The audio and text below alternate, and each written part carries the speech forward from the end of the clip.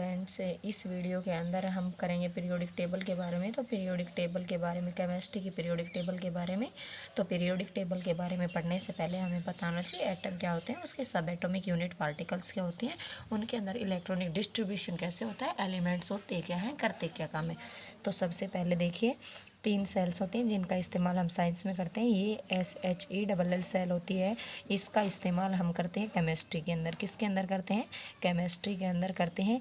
ये वाली सेल होती है जो कोशिका के रूप में काम करती है। ये वाली सेल का इस्तेमाल हम किस में करते हैं? बायोलॉजी में करते हैं। और एक और बच गया सेल जिसको हम अपने पंखे वगैरह के अंदर, घड़ी वगैरह के अंदर डालते हैं। इस सेल का इस्तेमाल करते हैं फिजिक्स में। सबसे पहले इस बात को जाने, जो सेल केमिस्ट्री के अंदर इस्तेमाल होती है उसकी स्पेलिंग होती है SHELL। अब सबसे पहले जैसे ही मैथ से अंदर पढ़ते हैं सर्कल के बारे में, तो हम ये सर्कल टाइप बना लेंगे। तो मैथ के अंदर हम इसका सेंटर पॉइंट मानते हैं, लेकिन ये मैथ के अंदर सर्कल होता है, लेकिन ये वाली मैथ साइंस के अंदर, अपनी केमिस्ट्री के अंदर क्या होती है? सेल। अब जो सेल होती है उसके बीच का ये होता है न्यूक्लियस। क्या होता है? न्यूक्लियस। इस न्यूक्लियस के अंदर भरे होते हैं प्रोटॉन और न्यूट्रॉन। तो सेल, कोई भी सेल हो, उसके न्यूक्लियस के अंदर क्या भरा होता है? प्रोटॉन और न्यूट्रॉन। और सेल की आउटर मोस्ट कवरिंग के अंदर या बाहर वाली सेल के अंदर कौन घूम रहे होते हैं? इलेक्ट्रॉन घूम रहे होते हैं। इलेक्ट्रॉन के ऊपर चार्ज किसका आता है? माइनस का। प्रोटॉन के ऊपर चार्ज किसका? प्लस का आता है। न्यूट्रॉन के ऊपर चार्ज आता है जीरो, यानी कि चार्ज लेस होता है। अब इलेक्ट्रॉन के ऊपर चार्ज किसका आता है? माइनस का। प्रोटॉन के ऊपर चार्ज आता है प्लस का। ये न्यूट्रॉन है, ये क्या होता है? अपने आप में न्यूट्रल होता है। तो कोई भी एटम होता है, एटम किसी भी चीज़ के बनने की सबसे छोटी यूनिट होती है।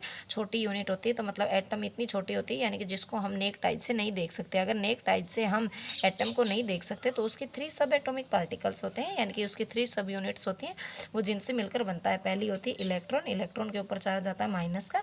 दूसरी होती है प्रोटॉन। प्रोटॉन के ऊपर चार्ज आता है प्लस का। तीसरी चीज़ होती है न्यूट्रॉन। न्यूट्रॉन के ऊपर चार्ज किसका आता है? वो चार्ज लेस होता है, यानी कि न्यूट्रॉन के ऊपर चार्ज क्या होता है? जीरो होता है। कोई भी एटम होता है उसके अंदर पॉजिटिव और नेगेटिव चार्ज की वैल्यू दोनों क्या होती है? बराबर होती हैं। अब कोई भी एटम होता है उसके अंदर पॉजिटिव और नेगेटिव चार्ज दोनों की वैल्यू क्या होती है? बराबर होती है। अब नील्स बोर नाम के साइंटिस्ट ने एटॉमिक मॉडल के बारे में बताया था, जिसके बारे में कई सारे वैज्ञानिक ने बताया था, लेकिन लास्ट में जाकर जो सक्सेसफुल और सेटिस्फाइड जो मॉडल था एटम के बारे में, उस वो नील्स बोर का था। उसने उसमें बताया कि टोटल 4 सेल होती हैं। जैसे सेल पहली है, ये टोटल 4 सेल होती हैं, 3 और 4, टोटल 4 सेल्स होती हैं। 4 सेल्स के अंदर पहली सेल होती है K, दूसरी सेल होती है L, तीसरी सेल क्या होती है M, और फोर्थ सेल क्या होती है N। अब देखो, पहले इस सेंटर पॉइंट से, इस सेंटर पॉइंट को केमिस्ट्री के अंदर क्या कहते हैं? न्यूक्लियस। न्यूक्लियस से फर्स्ट सेल के बीच की डिस्टेंस है, इसको क्या कहेंगे? रेडियस कहेंगे। अब जैसे जैसे सेल्स बढ़ती जा रही हैं तो उनकी रेडियस भी बढ़ती जा रही है। रेडियस बढ़ती जा रही है तो कहने का मतलब हर एक सेल की अपनी एनर्जी होती है, तो जैसे जैसे इनकी रेडियस बढ़ती जाएगी तो इनके बीच की एनर्जी सेल्स भी क्या होगी? बढ़ती जाएगी। तो KLMN 4 सेल्स होती हैं। अब ये इसके अंदर कौन सी सेल के अंदर, अब यहाँ पर बीच के अंदर क्या भरे जाते हैं? प्रोटॉन और न्यूट्रॉन भरे जाते हैं। तो कोई भी सेल हो उसका न्यूक्लियस पॉइंट क्या होता है? सेम होता है।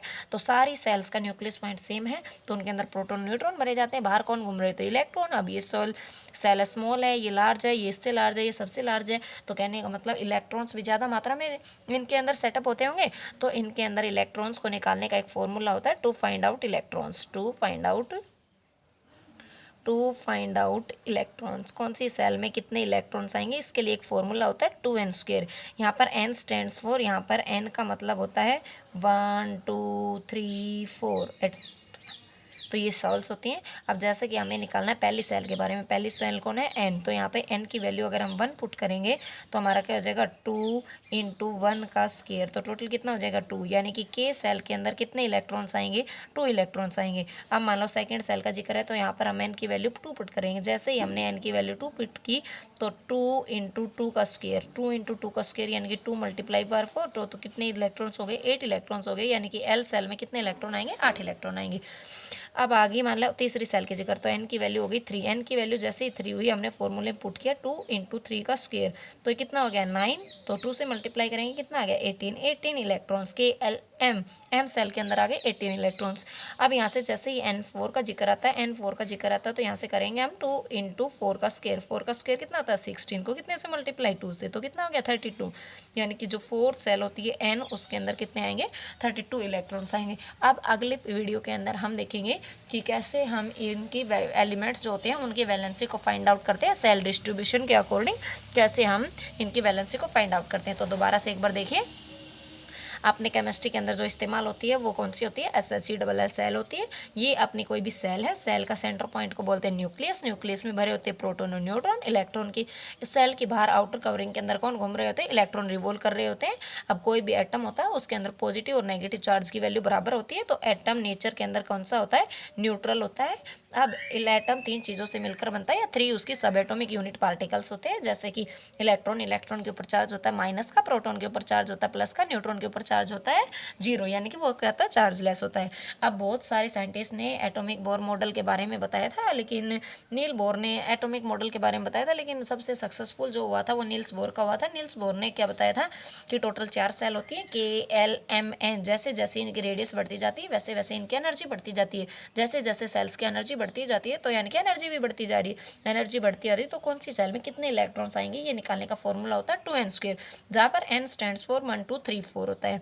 अब यहाँ पर n की वैल्यू 1 पुट करेंगे तो यानी कि K सेल में 2 इलेक्ट्रॉन, n की वैल्यू 2 पुट करेंगे तो यानी कि L सेल में 8 इलेक्ट्रॉन, n की वैल्यू 3 पुट करेंगे तो यानी कि M सेल के अंदर 18 इलेक्ट्रॉन, जैसे n की वैल्यू 4 पुट करेंगे यानी 32 इलेक्ट्रॉन। उम्मीद करती हूँ आपको ये वीडियो पसंद आएगी और आपकी मदद करेगी।